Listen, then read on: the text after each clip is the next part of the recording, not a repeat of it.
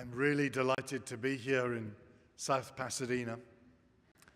Every time, ever since I arrived, I have received a fantastic, warm welcome from the Monsignor, from Cambria, from Frank, from everybody.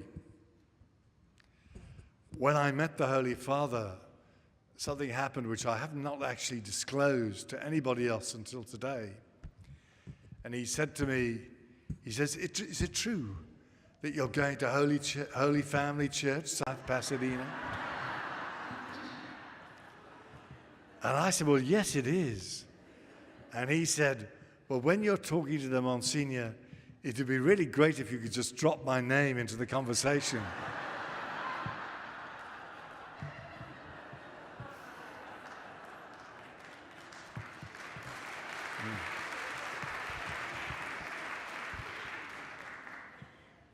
I said, I can't promise. I asked somebody, what sort of city is this? And they said, it's a city of trees, palm trees, oak trees, the finest fig tree, I think, probably in the world. And I have a feeling it's like a little oasis. And it's an oasis that attracts all sorts of seekers and travelers who come here to take your rest. What do you want from Lent? Many people would say, well, it's a good time to develop your spiritual life. More time for prayer, for silence. Maybe you'll read some books of spirituality, maybe some Ignatian spirituality or Franciscan spirituality, or if you're very, very good, some Dominican spirituality. This reminds me, there was a Dominican and a Jesuit and a Franciscan who were traveling through the desert, and they got lost, and they were in danger of dying. And an angel appeared, and he said, I'm going to give each of you one wish. So the Dominican said, I'd like to go back to Blackfriars in Oxford. Whoosh, he was gone. And then the Jesuit said, well, you know, these Dominicans, they have very good ideas. I'm going to follow his example. Send me back to Boston College. Whoosh. And then the angel said to the Franciscan, well, what would you like? And he said, well, you know, I'm really lonely now those two have gone. Could you send them back, please?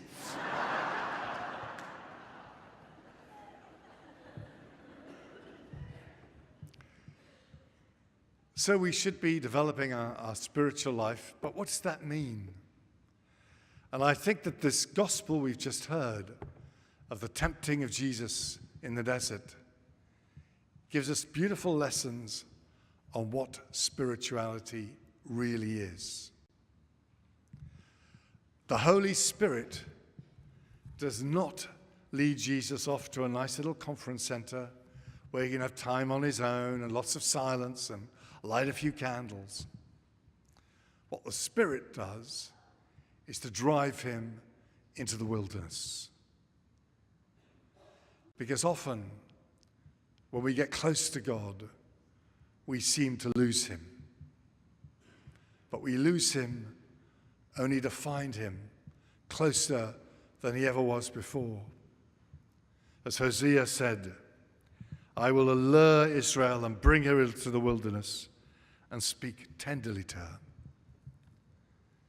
So I think at the heart of the spiritual life isn't always nice things, you know, looking at your Enneagram and having times of silence. We need that sometimes. But often what the Spirit does is to drive you into the wilderness, there to discover God again, more deeply. Most of the deeply spiritual people that I've ever met are people who've dared to go into the wilderness. I think of Mother Teresa of Calcutta, who I've had the blessing to meet a few times. For her, the spiritual life wasn't going into her chapel, you know, all the time. No, she did that. was going onto the streets of Calcutta in the slums and finding Christ among the poorest people who were dying. A few weeks ago, I was in Algeria. I very nearly got taken hostage, but I just escaped literally by the skin of my teeth. But you'll have to come to the mission if you're going to hear that story. Anything to bring them in. Later that day, I was with my driver, who was a local bishop, French Dominican, and we were driving through the northern Sahara. And we came to a little oasis, El Mania, absolutely classic with palm trees and camels. And we asked a young man and his 2 sons, well, I couldn't because they were speaking Arabic, is this the way to El Biod? And they said, you'd never make it in that car. Anyway, we could see no other way, so we went on. And very soon we were stuck in the desert. And they followed us. And with all kindness, they said, if you carry on, you will die. Come and stay with us. So in the wilderness, I really felt we encountered God, the kindness of God, in 3 young Muslims. And in this Lent, maybe you will have to seek out people who are in their own wilderness, who feel that God has gone, who feel deserted. And you can be the face of God for them. It may be your own children who feel that God isn't around any longer. It could be friends. It could be people at work. So that's the first lesson. Spiritual life isn't always the retreat into a nice, easy place. The Spirit is not a nice, tame pussycat. And then we have the second lesson. This is a paradox. The Spirit of God drives Jesus into the wilderness, but the devil takes him to the temple where God lives. It's almost as if there's been a sort of confusion over their job descriptions. But what the devil does is he shows us the second trap, the wrong sort of spirituality. Because he says, here you are on top of the temple, jump off, God will catch you. He's your big daddy. He'll look after you, whatever you want. This is a temptation of a wrong sort of spirituality which infantilizes us. To treat God as if he's a nice, big, cuddly, celestial daddy who'll take care of everything we do. And therefore we can be completely irresponsible. I mean, what's more stupid than wanting to go bungee jumping off the temple? And it is a temptation sometimes of religious people, spiritual people, to want to say, I don't have any responsibility. Whatever's happening in Syria, in the Ukraine, Daddy will look after them. People are dying on the streets of Los Angeles. I'm awfully sorry, but it's not my responsibility. God will take care of them. But the Spirit of God is poured upon us to make us strong. Confirmation means to be made firm, strong. We are God's hands. Pope Francis is always saying to us, take responsibility. Don't be wimps.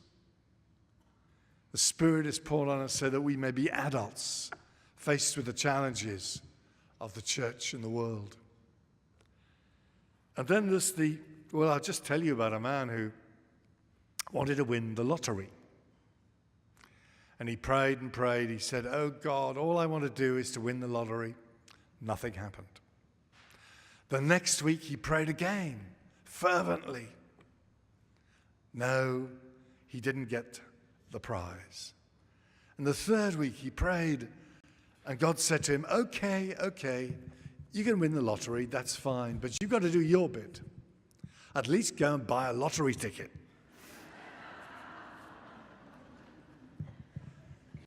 And then you get the final temptation, the final way that we can get spirituality wrong. The devil says to Jesus, in effect, okay, worship God, that's fine, in the temple, on the Sabbath. That's where God's little area is. But look at all the kingdoms of the world in their magnificence. If you want to get anywhere in the real world, worship me. Spirituality is fine for a Sunday, but the rest of the time belongs to me. Get real. And that's the temptation I think we all have. Have a nice pious spirituality on a Sunday, but the rest of the week to worship other gods. The market. You have to obey the rules of the market. Competition, rivalry, beat your rivals. Worship the God that is gold. So that's the temptation to have a little compartment in your mind, which is the nice religious bit. But the rest of the time to worship other gods. But Jesus says, worship the one God for the whole of your life, because that's the only God that will set you free. All the other gods will enslave you. My father, when he was a young man with 5, 6 kids and struggling to get them all through school, he was a junior partner then in a city firm in London. And because of a bit of financial problem in the country's economy, they had to downsize and sack some people. And my father said, you know, we have an obligation to look after all our employees until they get another job. And the other partner said, well, you can do it if you want. We've no legal obligation. Just let them go. So my father paid the wages of every one of those people until they got another job, so that they could keep their mortgages and carry on. It almost bankrupted him. But that's what it means to worship one God, who is the Lord of all our lives and who cares for us in all things. So I hope you've not been put off too much by the sermon, and that you see you all at the mission, morning and evening, Monday, Tuesday and Wednesday. And I promise I won't speak too long.